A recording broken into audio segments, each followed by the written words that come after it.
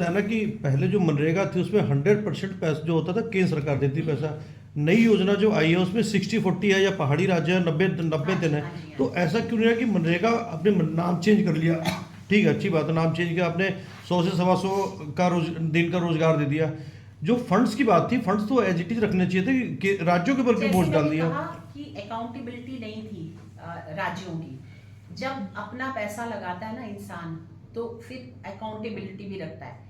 जब सीधे सेंटर से आ रहा है तो फिर अकाउंटेबिलिटी नहीं होती स्टेट की कि कहाँ जा रहा है, हमें क्या मतलब है, हमारा पैसा थोड़ी ना है, कहाँ जा रहा है सेंटर दे रहा है ना। और ये बहुत सारे राज्यों का, स्पेशली आप देखेंगे वेस्ट बंगाल में जितना करप्शन वेस्ट बंगाल में हुआ है।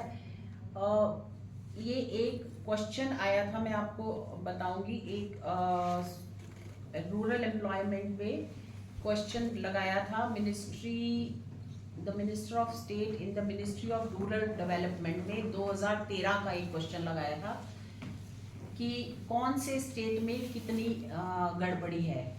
तो आप 2013 की बात कर रही हूँ मैं। 13 में हरियाणा में किसकी सरकार थी? कांग्रेस की सरकार थी।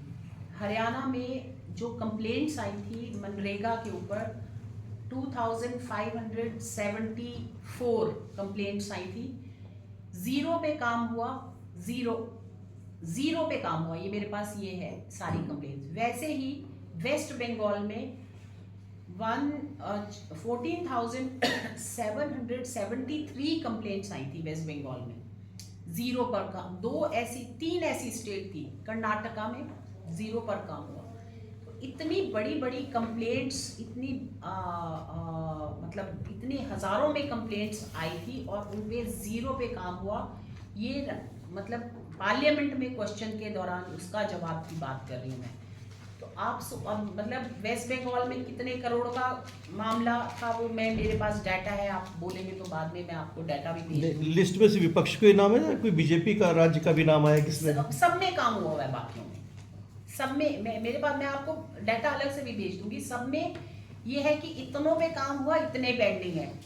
लेकिन ये कुछ ऐसे राज्य थे जिसमें जीरो कंप्लेंट पे काम हुआ। तो एक चीज और, जैसे अभी आपने बताया प्रेस कॉन्फ्रेंस की, जैसे सारे जो नाम है गांधीपुरा के नाम है, खेल मैदान है गांधीपुरा के नाम, तो क्या भविष्य में भी मान के चल रहा है कि गांधीपुरा के संबंधी जितने भी योजनाएं हैं उनके नाम बदले जाएंगे, स्टेडियम है, मैदान, उनके नाम बदले जाएंगे क्या?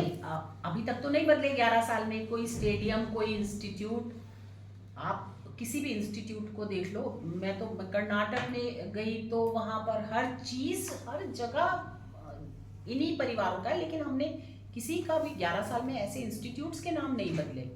लेकिन हाँ, जहां जहां जरूरत पड़ेगी स्कीम्स पे जैसे जैसे चेंजेस आएंगे, ये पूरी तरह से नई स्कीम है। आप इसको अगर कंपेयर करोगे तो पूरी तरह से नए, क्योंकि एक 2005 में बनी थी। 2005 में जो जरूरतें थी भारत की वो अलग थी। उस टाइम पे केवल खाने की, ये तो गरीबी हटाओ का ही नारा लेती रही ना कांग्रेस।